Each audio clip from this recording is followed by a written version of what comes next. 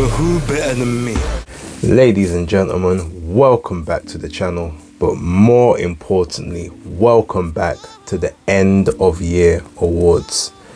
Please like, subscribe and share with a friend, a colleague, a relative, an associate, an enemy, any and all in between. It is appreciated.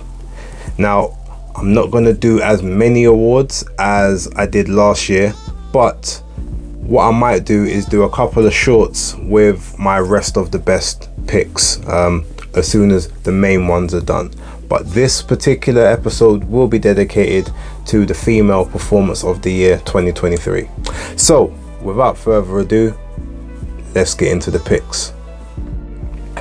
So my number 5 female performance of the year goes to Shannon Ryan for her win over Martina Benile back in June of this year. Now, this was Shannon's first fight after signing with Matchroom from Boxer. It was also her first fight of 2023 and her first step on the route towards world titles.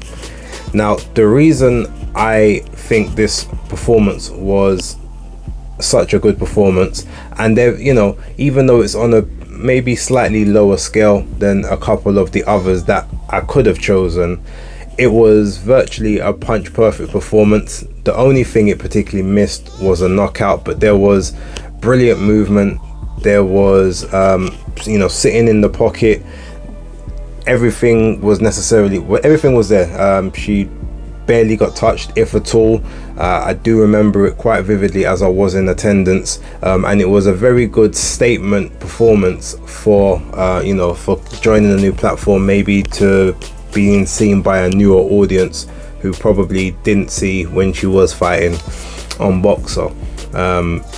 She's continued to improve from strength to strength, performance after performance, and at the time Martina Benile was the EBU flyweight champion, which she had won the title the match before. But yeah, it was just a perfect display of pretty much everything. As I said, the only thing that she didn't do was stop Martina, but no one has, so that's not really a big drawback. But that's my number 5 pick. So my number 4 pick for female performance of 2023 goes to Alicia Bard for her performance over Christina Leonardo 2 back in July. Now, this potentially could have been a little bit higher, but unfortunately the whole situation has been tainted around an AAF situation and issue that is still ongoing. That notwithstanding, the actual performance in the ring, it was fairly significant because Christina Leonardo 2 was the only person to hand Alicia Baumgardner a loss in her professional career, and this was a fight where she needed some get back with that. Now, this fight was a definite departure from the original, which was very much a grueling nip and tuck fight where Alicia did sort of take quite heavy damage, not necessarily in terms of facially, but just heavy damage throughout the fight. This one was very much a role reversal. It was pretty much punch perfect for the most part.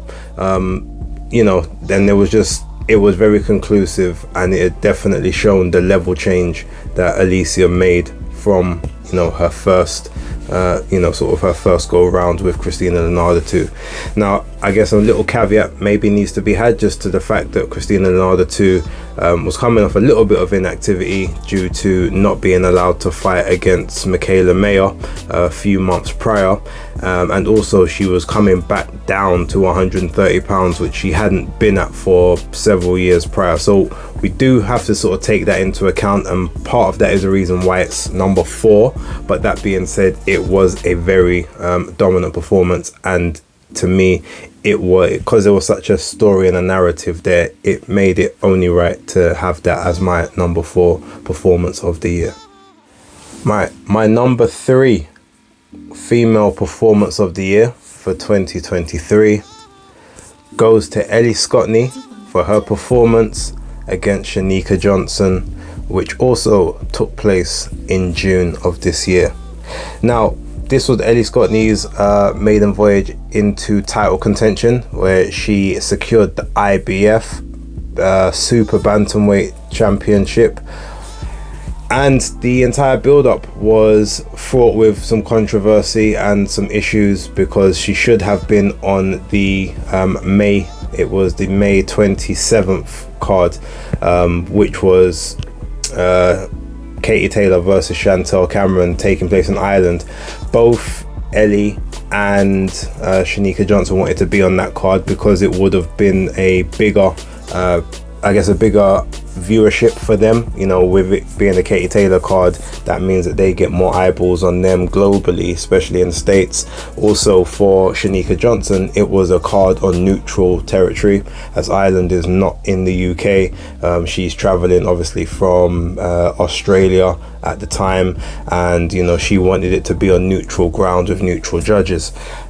So there was that for Shanika on her side. There was Ellie's side. Obviously, that meant that there was breaks in their training camps that they had. With Shanika herself, it meant that she would have had to change her travel schedules, and all of that sort of played into how the fight sort of developed. But with all of that, Ellie had to basically wipe all of that from her mind, go out there and do the business.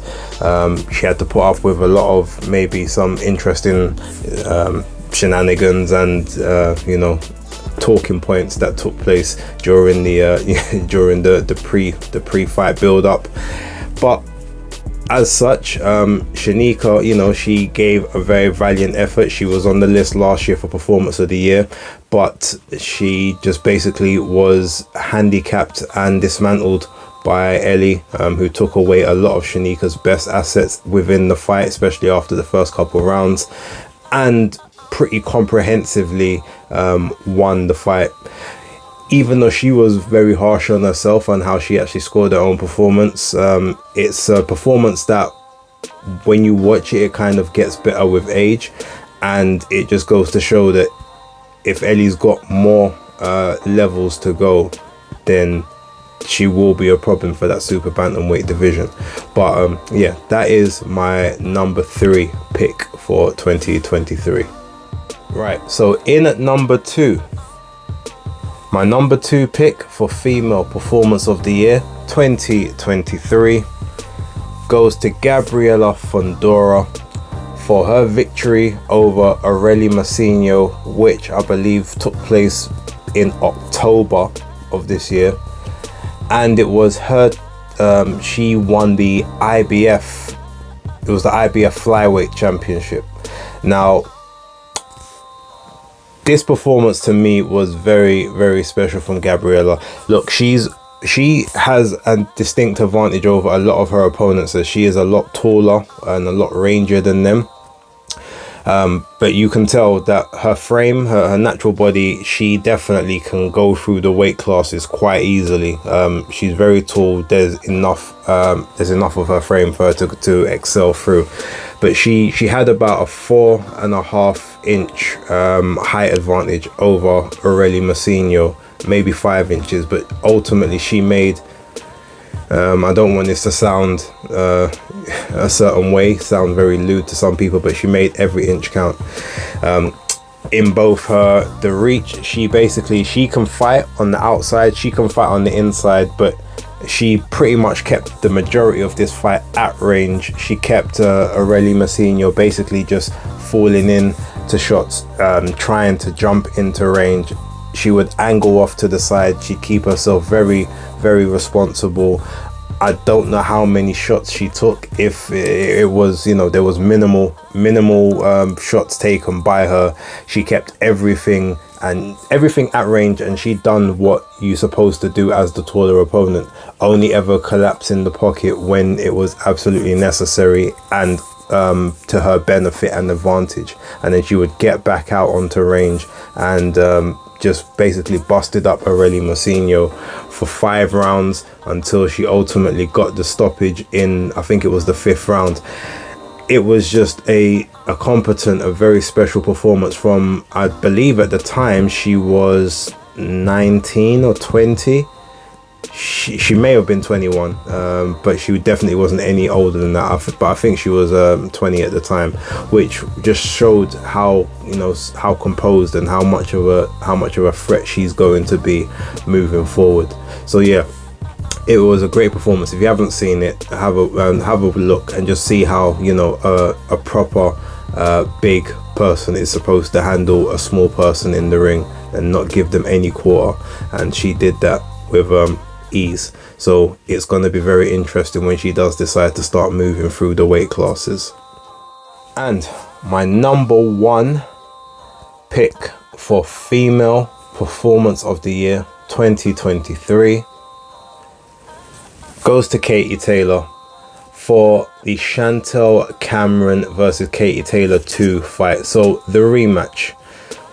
Now, Chantel did very well to win the first fight, but there was a lot of natural advantages that she had over Katy within that particular bout. The reason I rate this one as number one, it was Katy's first loss of the year, of her career, and you know, you never really know how someone's gonna come back from a loss. Katy at the time, obviously being 37 years old, a lot of people believing that she had been on the decline for, you know, several years now, and you know, her best years are behind her, and it was probably time to maybe call it quits. She said no after that loss. She went back in the trenches. She immediately activated the rematch to take place 5 months after the original bout, and I believe it took place in November. And she changed up the game plan to where she wasn't trying to box and counter on the back foot. She instead decided for the majority of the fight to meet fire with fire in the middle of the ring, beat Chantel Cameron to the punch, and then smother her on the inside when she tries to come back with her own work.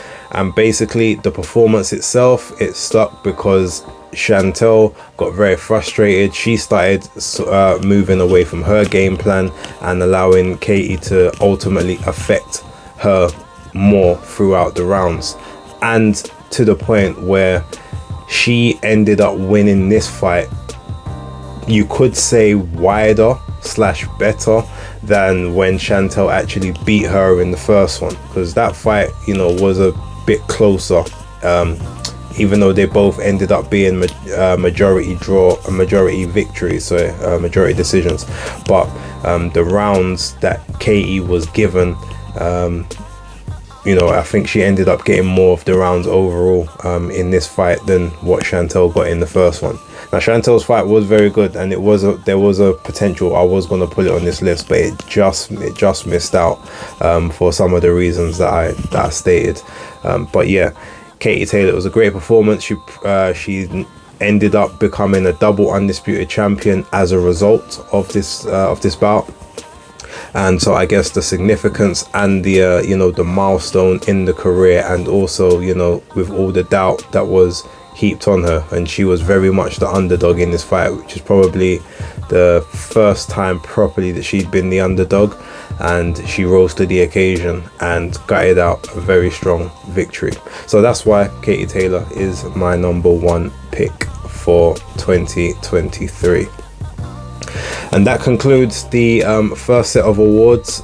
Look out for the Male Performance of the Year awards that should be dropping later on today.